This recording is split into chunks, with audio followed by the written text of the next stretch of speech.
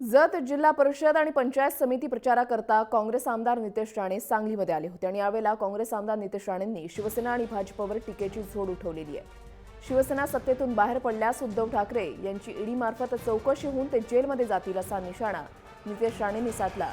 तर रात्री एकत्र झोपायचं आणि सकाळी भांडायचं ही लग्नाची नवी व्याख्या तयार केल्याचा भाजपला टोला त्यांनी लगावला। उद्धव ठाकरेची शिवसेना आहे, बाळासाहेबांची शिवसेना नाही। उद्धव ठाकरे ज्या दिवशी सत्तेचा बाहेर येईल दुसऱ्या दिवशी त्याच्यावर ईडीची कारवाई सुरू होणार आणि त्याला जेलमध्ये टाकलं जाणार।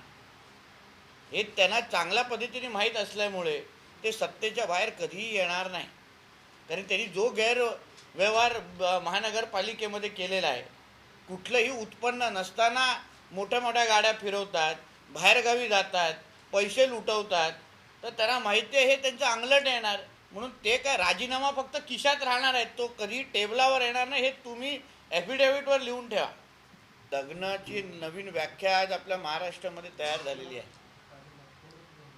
रात्री झोपायचं एक दुसऱ्याबरोबर आणि सकाळी उठून एक दुसऱ्याविरुद्धच भांडायचं, हे जे काय पद्धत आज ह्या दोघांमध्ये तयार झालेली आहे।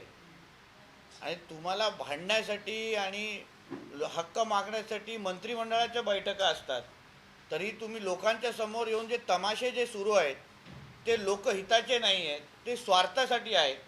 म्हणून ह्या गोष्टीचं नुकसानच महाराष्ट्राच्या प्रतिमेला आणि एकंदरीत महाराष्ट्राच्या जनतेला होणार आहे।